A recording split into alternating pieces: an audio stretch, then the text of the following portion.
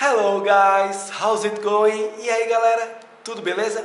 Eric da Universidade do Inglês por aqui e eu tô aqui hoje para bater um papo com vocês sobre as 3 maiores dificuldades, os 3 maiores erros, os 3 maiores problemas que a gente encontra na hora de ouvir em inglês. E isso tá ligado, isso está relacionado ao quê? Quando você vai ouvir alguma coisa em inglês ou quando você vai ter conversas em inglês, quando você vai usar o seu inglês na prática. Por quê? Se você ouve mal, se você não consegue me compreender, você não vai conseguir me responder, a gente não vai conseguir manter uma comunicação. E é desses 3 maiores erros que eu quero falar com você hoje e eu quero te mostrar exatamente como fazer, o que fazer, como a gente pode melhorar, quais são eles, em que ponto que você tá. É isso que a gente vai bater esse papo.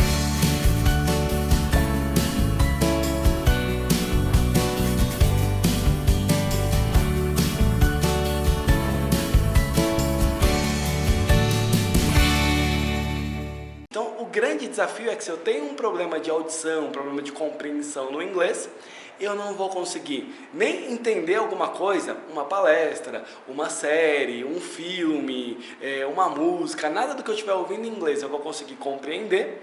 E no segundo ponto, e o mais importante, eu vou ter dificuldade para me comunicar. Por que eu vou ter dificuldade para me comunicar? Porque se eu não estou conseguindo ouvir bem, se eu não estou conseguindo entender bem, como eu vou responder? Eu não sei o que a pessoa falou para mim, como que agora eu vou responder para ela, como eu vou falar com ela? E às vezes as pessoas pensam, Eric, isso está ligado à velocidade da fala. A pessoa fala muito rápido, é muito acelerado, vai juntando uma coisa com a outra e por isso que eu não consigo entender. Faz sentido, pode ser. E a gente tem soluções para isso. Deixa eu te dar um exemplo disso acontecendo aqui no Brasil com o estrangeiro. Porque a gente sempre pensa lá fora, a gente quando vai ter contato com o inglês. Mas é engraçado porque isso acontece também com o estrangeiro quando vem para o Brasil. Tinha um cara morando aqui no Brasil, ele era de um outro país, e ele chegou na faculdade perguntando para o professor, professor, o que significa sensa em português? E o professor falou, sensa? Eu não entendi o que ele falou. Sensa? Essa palavra não existe. Não, existe sim. Eu passo no ônibus, tô lá, passei a catraca, tô esperando e a pessoa vem, sensa, sensa, sensa. Ah, tá, isso é dá licença, que depois virou licença. Começou antes como com licença, dá licença, licença, e aí na hora do dia a dia lá no ônibus vira sensa. Então estava ligado à velocidade. Quando, por exemplo, a gente vai falando bem rápido, assim, propositalmente, igual eu estou fazendo agora, e aí eu vou juntando uma palavra na outra, e se a pessoa não fala português fluentemente, não está acostumada a ouvir o português, ela vai ter dificuldade de entender quando eu estou falando assim bem rápido. Estou fazendo sentido aí para vocês? É claro! Então, falei rápido de propósito. O segundo ponto, por exemplo, é Eric, a pessoa tem um sotaque, um accent diferente. Isso já aconteceu comigo. Eu fui participar de uma reunião como convidado para ajudar um empresário que ia receber um cara da China e ele estava lá inseguro para poder usar o inglês dele. E ele falou, você pode participar dessa reunião e me ajudar nessa comunicação, pode fazer parte do processo, interagir, fazer o meio de campo ali com ele, depois a gente leva ele até o hotel onde ele está hospedado lá na região da Paulista. E aí eu falei, tranquilo. Fui lá para a reunião para ajudar esse cara na empresa dele, depois a gente pegou o carro, fomos até a Paulista levar o cara para o hotel dele. Eric, o que isso tem a ver com accent, com o sotaque? Eu não sei se você já teve a possibilidade de conversar com alguém da China, ou até mesmo um japonês, um coreano, algo assim. Muitos deles, a grande maioria, tem um accent, um sotaque totally different, completamente diferente. Não é que você fala, eu reconheço que é uma pessoa da América Latina, é do Sul, é do Norte, é de um outro local. Não. Por exemplo, a palavra office, que é escritório. E eu vou até, propositalmente, eu vou escrever para você aqui, office, se você não conhece, eu vou escrever. Essa é a palavra office, que significa escritório. Se você não entendeu a minha letra, não é problema de inglês, tá? O-F-F-I-C-E. Office. A minha letra só fica bonita no computador, então... Eric, mas você me mostrou aí o office. O que isso tem a ver com o sotaque do cara lá da China? Ele não falava office. E não é que ele falava office, office, ele falava office, com o som de P, porque tem palavras, tem letras, tem sons que nem existe no vocabulário dele no país onde ele morava. Então você percebe a diferença? Não é que é um sotaque diferente, como eu falar porta, porta, e porta. Não é esse tipo de coisa. É como se eu não conseguisse falar as letras. Se o meu porta virasse porda, porfa, trocando as letras. Então tem uma questão de accent, de sotaque diferente. Ah, esse cara parece de outro lugar. Esse tem um sotaque mais claro, tem uma dicção boa. Legal. E quando o sotaque é errado. Tô fazendo sentido aí?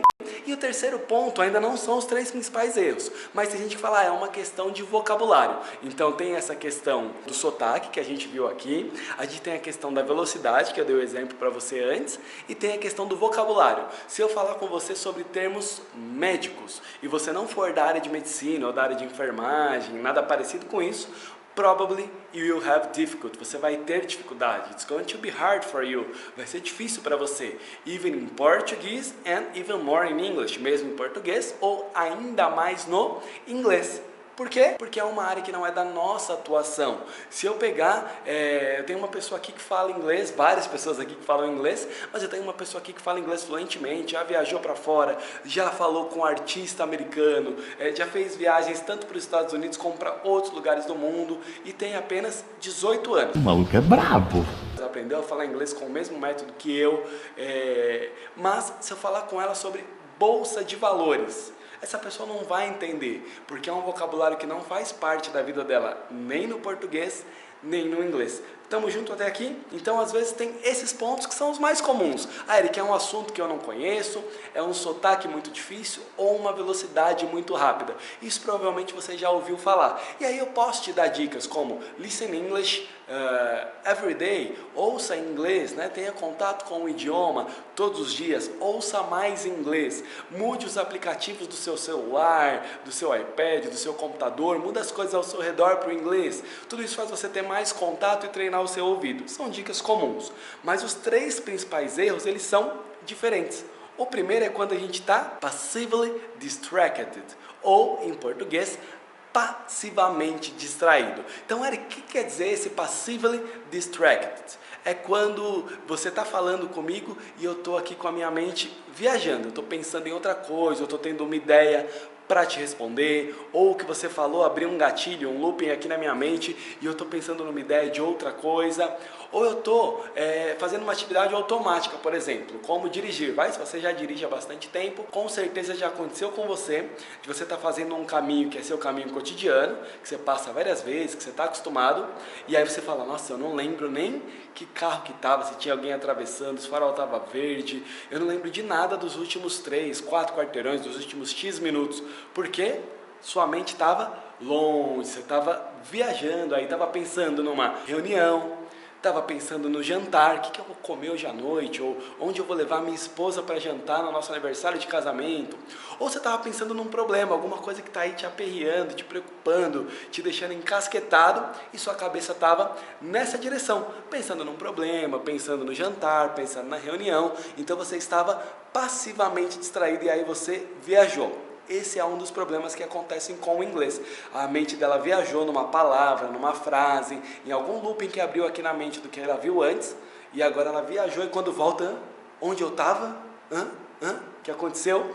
Olha, eu não sei o que aconteceu, se aconteceu, não estou sabendo. Então, isso é muito comum. Segundo ponto é quando a gente está actively distracted, quando a gente está ativamente distraído. Essa é uma questão já emocional, porque é quando eu estou com medo de não ser aceito, eu estou com medo de falar errado, eu estou com medo de não entender, eu estou me sentindo inseguro, e aí isso está me bloqueando, isso está me travando, e aí eu fico distraído, eu tenho dificuldade de compreender, porque eu estou pensando, putz, daqui a pouco vai chegar a minha vez de falar, eu vou ter que responder e eu posso perder o meu emprego, eu posso não conseguir fazer o que eu vim fazer aqui, eu posso ser deportado de volta para o Brasil. Então já vi isso acontecer, por exemplo, no aeroporto, a pessoa fica tão nervosa que ela não consegue falar se ela está fazendo uma conexão ou se ela está ali no destino final dela. Quanto dinheiro ela trouxe, aonde ela vai se hospedar. Eu já vi gente fazer isso por má vontade E aí tudo bem, ok, a pessoa está de sacanagem mesmo, mas eu já vi muita gente ter dificuldade com isso por coisas que ela sabia, simplesmente por essa questão de medo e de insegurança, essa questão emocional bloqueando, travando o inglês. E aí quando ela passa da situação, ela sai de lá, não acredito, cara, eu podia ter respondido isso, aquilo e aquilo outro, eu podia ter dito isso e tudo mais, e vai ficando dessa forma. Já o terceiro ponto, ele realmente está ligado aí a I just can't understand. Eu simplesmente, quando você está conversando com alguém ou está assistindo um vídeo aqui, por exemplo, acontece de você falar, olha, o Eric falou uma coisa agora, fulano falou alguma coisa, e aí minha mente viajou. Eu tive uma ideia que eu preciso falar com o meu chefe, com o meu colega de trabalho, ou eu tive uma ideia para eu colocar em prática, e quando eu vi, eu estava lá, viajando, e... Onde a gente estava mesmo? Acontece isso com você no português?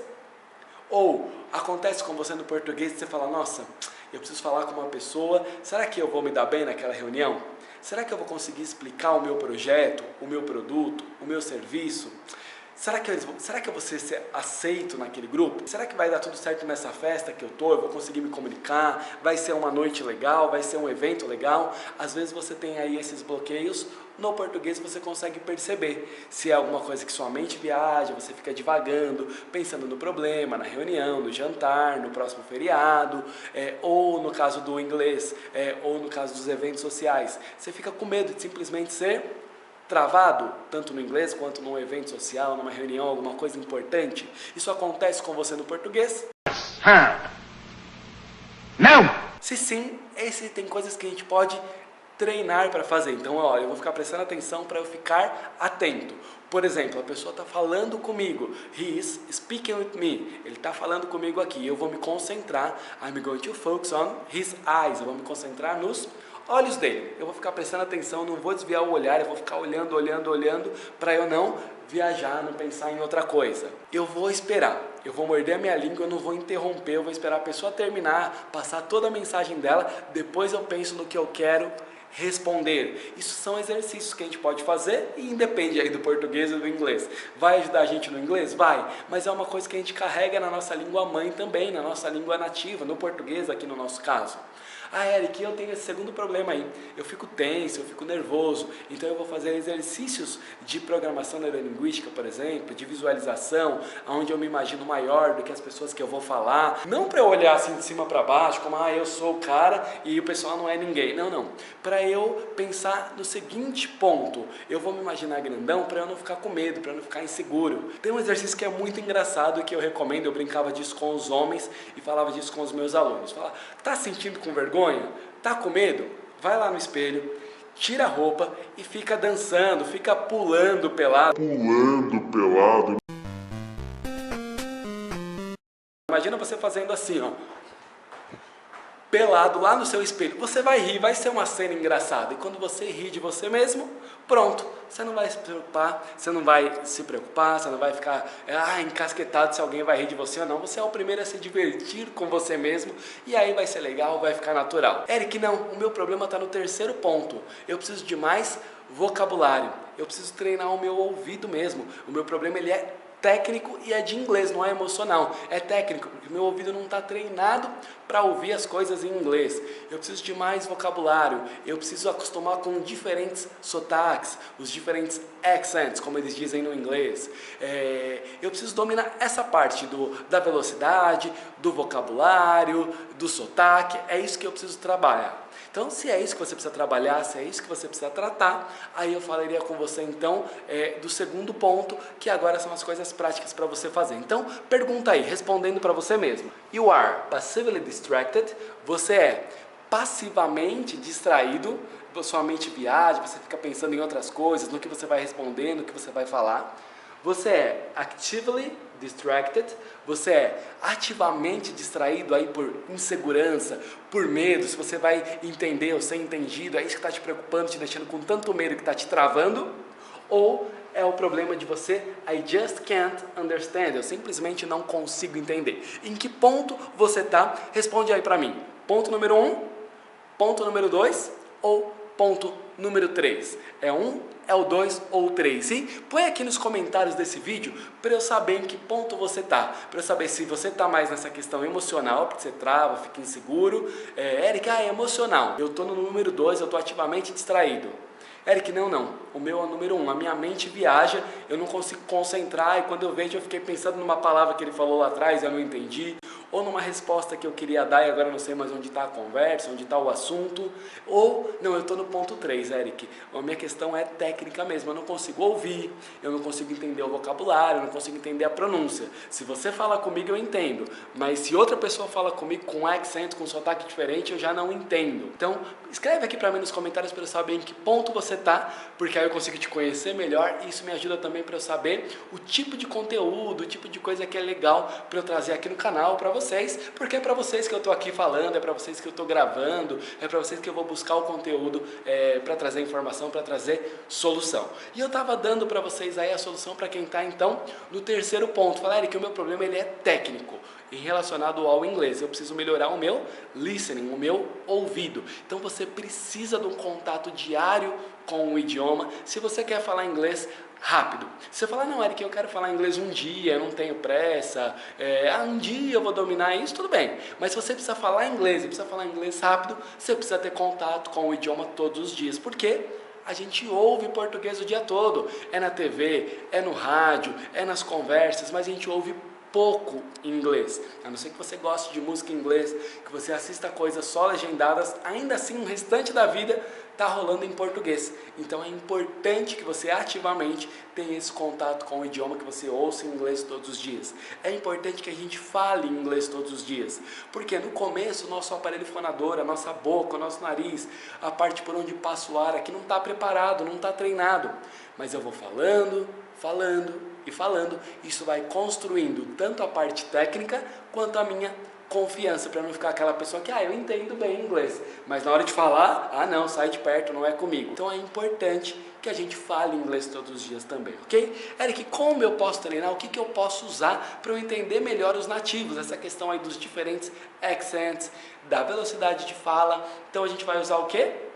Filmes de Hollywood, músicas e diálogos da vida real. Por quê? Os filmes de Hollywood, eles retratam a vida real. Eles vão impactar o nosso cérebro. Ele vai ter uma questão de nos deixar feliz, nos deixar triste, nos deixar emocionado. Tem uma parte emocional, uma parte dos hemisférios cerebrais por trás. Mas falando aqui do ouvido somente, são nativos de diversos países, de diversos locais do país também, falando ali. Então você vai ter different accents. Você vai ter sotaques diferentes no filme. Você vai ter uma velocidade de fala em hora que eles falam mais devagar, mais pausado, hora que eles falam mais com jeito de triste, hora que eles falam mais bravo, que eles estão brigando com você, ou brigando entre eles, você vai ter uma questão de velocidade, de alternância de emoção e de uma série de coisas como na vida real. Então ele vai ser legal para você treinar. Ele vai te dar muito, mas muito vocabulário. Um filme tem em média 1.500 palavras únicas de vocabulário.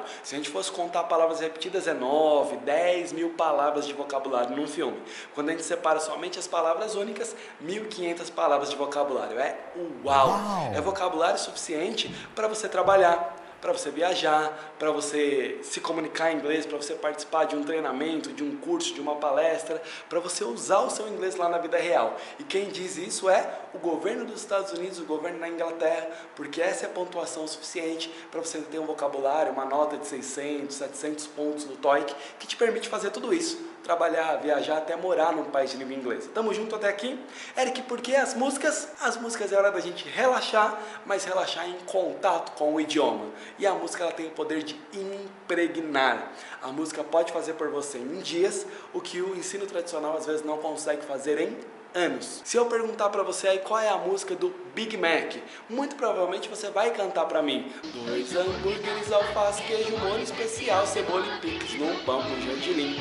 Mesmo que você nem goste tanto do McDonald's, você vai se lembrar dessa e de outras músicas mais. E tem música que só de colocar no rádio, pronto, eu já me lembrei, tem uma questão emocional envolvida, eu me pego cantando, eu me pego treinando. Ela tem palavras que são cortadas, palavras que não são pronunciadas, então ela me ajuda a ter uma pronúncia muito legal e ter essa naturalidade que a gente encontra no discurso. Beleza? Eric, para que então os diálogos da vida real? O terceiro ponto, para a gente conseguir fazer a conexão entre aquilo que a gente está aprendendo e o nosso dia a dia, situações que a gente vive no dia a dia. Reserva de passagem aérea, aluguel de carro, imigração, alfândega, restaurante, consultório médico, troca de produtos e uma série de outras situações que a gente consegue encontrar em diálogos da vida real, que é o que eu vivo, que é o que você vive. Então, é isso que eu queria passar para vocês hoje. Se você gostou desse conteúdo, curte, compartilha, se inscreve no canal, ativa as notificações para ficar sabendo em primeira mão quando a gente colocou um vídeo novo no canal. E você fala, Eric, eu preciso de mais. Eu quero saber quais são esses passos aí para falar inglês em 8 semanas, para falar inglês rápido, como você mencionou no vídeo, para eu poder viajar, trabalhar, ter acesso a esse mundo de oportunidades. Se é isso que você quer, eu gravei um outro vídeo onde eu mostro 5 passos que você tem que fazer para você aprender inglês num curto espaço de tempo, ou seja, para você aprender inglês em questão de semanas, para você aprender inglês em 8 semanas, 10 semanas ou em no máximo 6 meses. Se você quer saber mais desse conteúdo, clica no link que eu deixei aqui na descrição. Se não, deixa o seu like aí que é importante para eu saber se você está gostando, se você não está gostando. Escreve no comentário aí para mim qual é o ponto que você está hoje. O ponto número 1, você está sendo passivamente distraído, a sua mente está viajando, você está pensando nos seus problemas, em ideias, em outra coisa. Ponto número 2, você está sendo ativamente distraído, está com medo, está inseguro, está travado. Ou ponto número 3, você está precisando treinar o ouvido, a velocidade, o sotaque, o vocabulário. Escreve para eu saber e deixa o seu like, se inscreve no canal, ativa as notificações e me segue no Instagram, tá? Segue lá no Instagram da Universidade do Inglês, em algum lugar aqui, ou aqui, ou aqui, ou aqui embaixo. Não. Vai estar aparecendo aí o Instagram da Universidade do Inglês e lá eu dou dicas práticas, dicas rápidas, conteúdos mais resumidos, mais aulas exclusivas também, stories, live. Então segue a gente lá no Instagram porque lá também tem conteúdo de qualidade para você. É isso aí, te vejo no próximo vídeo. Bye bye, tchau, tchau.